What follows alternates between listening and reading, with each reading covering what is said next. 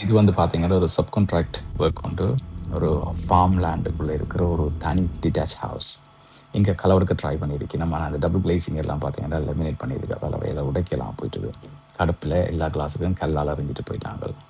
Anyway ஒரிஜினலா அந்த company plan பண்ணது வந்து கான்டுயிட் யூஸ் பண்றதுக்கு. கான்டுயிட் போடையில அது என்னன்னா லைம்ஸ்டோன், அன்ஈவன் சர்ஃபேஸ்.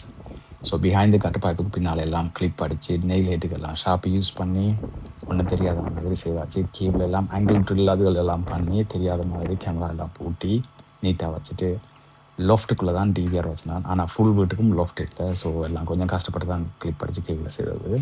இப்போ இந்த லொஃப்ட்டுக்குள்ளே பார்த்தீங்கன்னா லோக் பாக்ஸ் வச்சுருக்குது. இப்போ இந்த யூபிஎஸ்ன்னு வச்சேன். முழு வீட்டுக்கும் சுற்றி ஒரு டிஜிட்டல் வேலி ஒன்று அமைக்கப்பட்டிருக்கு. அந்த டிஜிட்டல் வேலிக்குள்ளே யாரும் வந்தாலும் கேமரா எல்லாம் சத்தமும் போடும், லைட்டும் பத்தும். சில கேமரா அவை டைனிங் ரூமுக்கு இருக்கைக்குள்ளேயே அவை இந்த விண்டோஸுக்குள்ளால் தெரியும் லைட் பத்துச்சுன்னு சொன்னால் ஏதோ பிரச்சனைன்னு சொல்லி. ஸோ அவை அதுக்கேற்ற மாதிரி அலர்ட் ஆகிக்கொள்ளலாம். பூட்டின 3 நாளும் பார்த்தீங்கன்னு சொன்னால் மழையும் குளிரும் காற்றும். என்னென்னா இது farm land, acres and acres, no trees, no houses.